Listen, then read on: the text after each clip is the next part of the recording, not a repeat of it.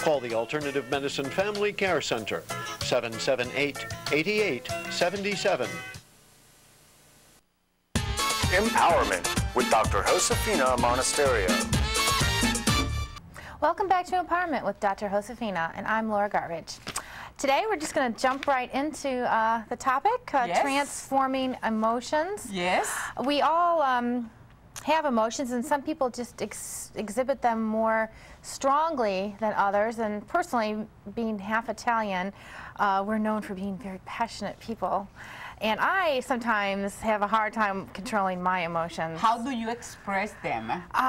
Very freely. So do I.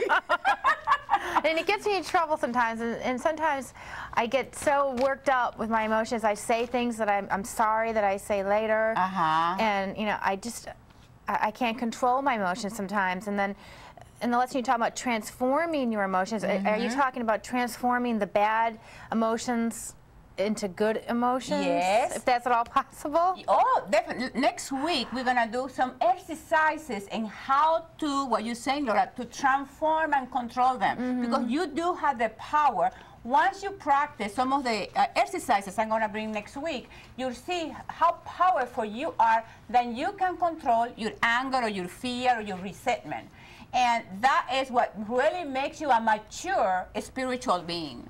Well, are these like meditation exercises where you know, are by yourself and you relax and think about positive things? Well, a part of them, some of them are meditation exercises, because when you meditate, when you quiet, and then you really look at the picture that, you know, the situation that happened, you see how you could respond in a more creative, positive, loving way. Because more than likely those situations, although they'll be different, are very similar and will occur again, and you can handle them better. Constantly. And if we don't work on transforming them, then you will be a slave of your anger, your fear, your resentment, whatever emotion you have in your heart. And the thing with that is that in your heart and in your mind, you can only hold one thing. And if you have hate, that's all you have. But if you change that, you replace hate with love, with compassion, with kindness, you become a better person. I mean, number one, it's better for your health. That's the main thing. Oh, yes, because dwelling on the emotions and things that go wrong in our lives can really bring us down the slippery slope. Well, in the lesson you talk about we need to live, learn, and grow by emotions, because these emotions will eventually dominate our behavior, and that is true. I mean, it can ruin your whole day if you have a fight with your sister or something. Are we talking here by personal experience? Yes, every time we're sitting as a family, because my family's out of town, and whenever I'm together with my sister and we're in a restaurant, we always have to fight in the restaurant. It's over the stupidest things, and it just it's ridiculous. Well, you know, what? Give me an example. I said the waiter was good. She said the waiter was terrible. He only deserved a 10% tip. I wanted to give him a 20% tip, and there you go. And then what you do, she can have her opinion, she can be right, you can be happy. You still can give 20% tip, you still can be as nice as you want to be, but you don't allow other people to control you. You know, controlling your emotion, because what she knows how to push the button. Oh, yes. And then automatically, free-flowingly, naturally, you respond. You know, so the thing will be, the lesson for your sister will be that the next time she does that, you don't react. You said, you are absolutely right. In your opinion, he was that way, but in my opinion, he was awesome. And I feel like giving him 20% tip. And that's another case. You can be right, or you can be happy. So we can both have our way. Yeah, exactly. She can be right, but you choose to be happy. Right. To be right, people who want to be right, they have to be right. And there is nothing you can do. You can be right.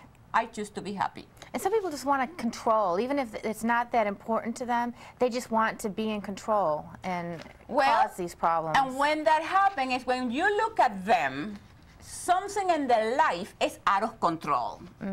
So because they don't have, whether it's their profession, their career, their children, their marriage, relationships, something in their life is not working. So because I don't have that working, then I project that into the outside world, trying to control somebody else. You know, I think you hit the nail on the head. I'm good. You are. Are you going to bill my sister now? I'm billing Bobby. He got more money. Uh-oh, watch out, Bobby. But also in the lesson you talk about, as healthy human beings, we should be able to go through the full range of human emotions without those emotions controlling us. And that brought to my mind little boys, and how parents always try to teach their little boys not to cry, not to show emotions, that they're sissies or like little girls. I think that's a big mistake. Absolutely. Because you know developing, you know helping, you know creating, you know encouraging somebody who can express the whole full range of human emotions. And those, they are good. We have this misconception that emotions are bad. You can take anger or fear and you can make it work for you.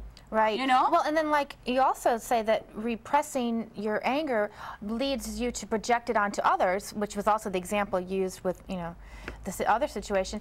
But that is also true. Like say a husband who beats his wife or kicks the family dog, he might have these like repressed feelings inside from childhood. Absolutely. Now, that's true.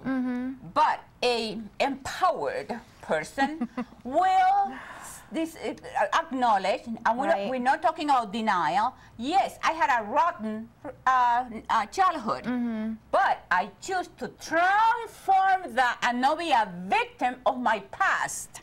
Right. Because then continuously you will keep living your life in the past where my childhood was rotten.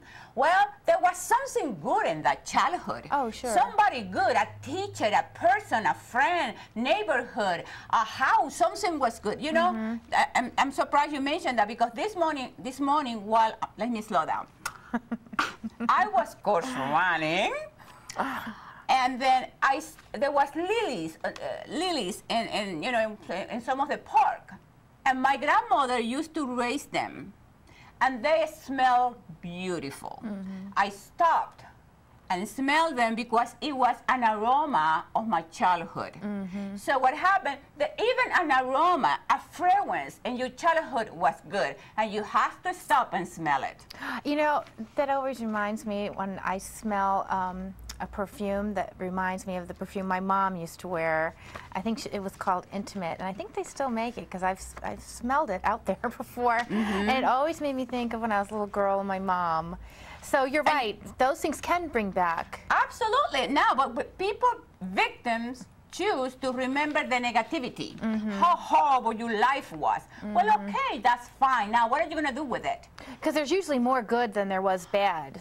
So. Of course. Even if it was this much, you hold into hope, you hold into empowerment, you hold into being the best that you can be, not just to keep on going because something happened to you 50 years ago. That is an injustice to yourself and your life and your being and your gift and your destiny, and you ruin your whole life for nothing. So let it go. Forget about your sister.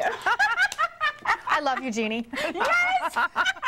And say it and mean it. I do. Yes, because you know, you can have two emotions in your heart. You can have hate, resentment, or you can take that away and replace it with love.